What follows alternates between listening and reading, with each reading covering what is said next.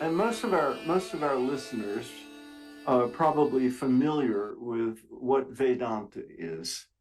But for those who are not, how would you describe the essence of what Vedanta philosophy is if you had to sort of sum it up in core principle? Well, straight away, I would use Vivekananda's words.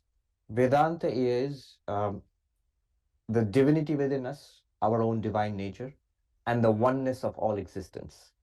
Now, Vedanta, the word literally means the end of the Vedas, or the final or the highest teachings of the Vedas. The Vedas being the foundational scriptures, the most ancient scriptures of the Hindus, probably the most ancient existing spiritual literature in the world. In these Vedas, you find texts called the Upanishads, which contain spiritual and philosophical teachings, mystical teachings also. And these teachings form the basis of Vedanta. So literally, Vedanta, the textual part of Vedanta would be the Upanishads and the enormous amount of literature, commentarial literature, which has grown up around the Upanishads. So one book that is most popularly associated with Hinduism is the Bhagavad Gita. But the Bhagavad Gita is in itself a kind of commentary and exposition of the Upanishads. In fact, Krishna openly quotes mantras, verses from the Upanishads on different occasions in the Bhagavad Gita. So the Bhagavad Gita, the Upanishads, the Bhagavad Gita, and another text called the Brahma Sutras.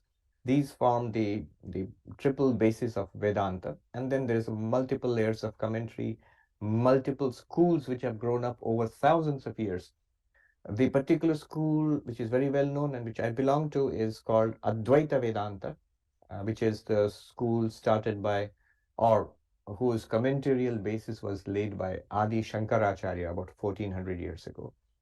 Here, the idea is that our real nature, who we really are not these creatures of flesh and blood, not mortal creatures which are born and fated to die in a few years, but we are spiritual. We are spirits. We are existence, consciousness, bliss in Vedantic terms, Sat, Chit, Ananda. And the goal is to realize that. Once you realize that, the fulfillment of human life is attained. That's the kernel of Vedanta. Again, to sum up in Vivekananda's words, the divinity within us and the oneness of all existence. Now, you alluded to this. Most people are familiar, if they are familiar with Vedanta, it's usually Advaita Vedanta, and they don't realize that there's other schools of Vedanta, especially, and that one of them is a dualistic one. And how do you explain those different schools and how they relate to one another? In India, is there, among all the various lineages and everything, is there contentiousness about the different interpretations of Vedanta? Or are they simply understood as perhaps three different ways of perceiving and describing the same reality?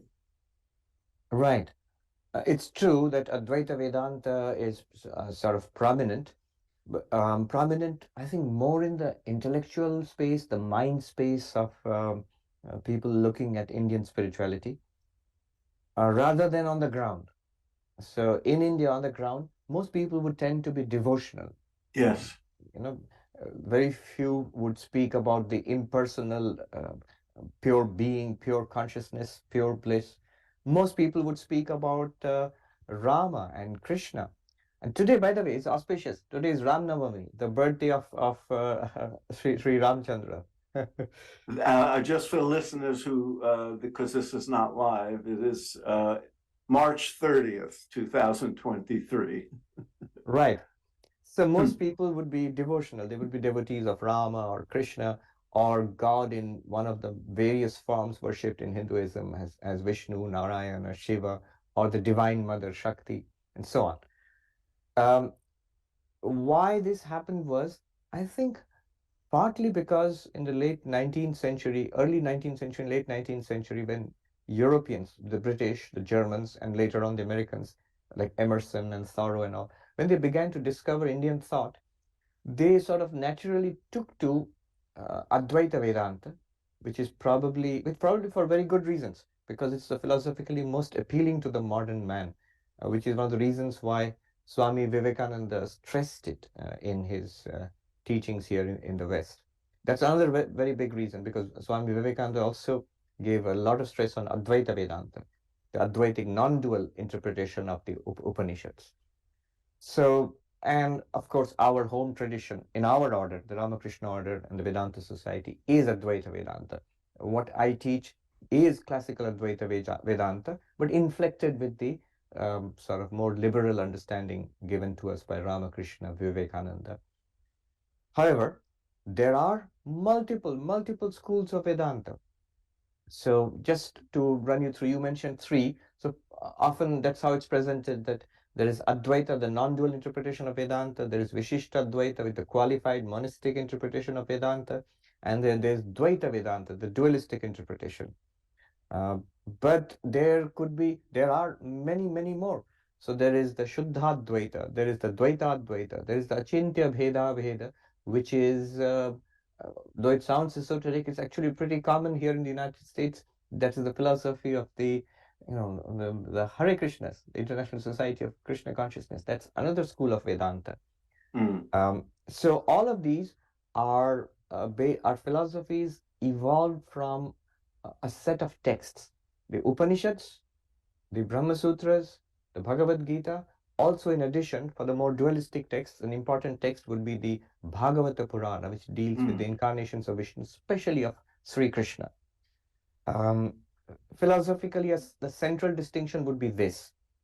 The traditional triad of sentient beings like us and all living beings, animals and plants, that's one vertex of the triangle. The other vertex would be the world, the material world which we inhabit, the non-living world.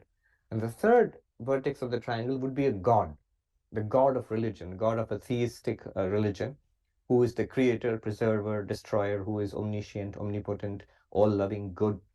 So this is the traditional triangle in which religion operates, theistic religion operates. Now, the dualistic approach to Vedanta would say, the dualistic schools would say, this is it. We are all separate sentient beings inhabiting a world of difference, a material world separate from us, which we inhabit. And there is a God who is separate from this, who is who is the only independent reality. So God, sentient beings, insentient matter are separate realities, and God is the supreme being controlling all of it. Very standard, basic dualistic religion, theistic religion.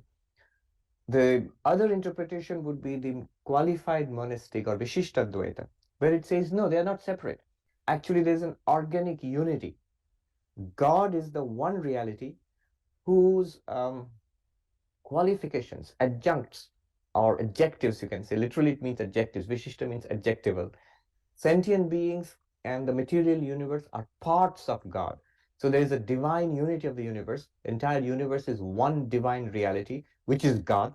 And we or the material world which we see around us, they are all parts of this divine reality. They're not separate from each other.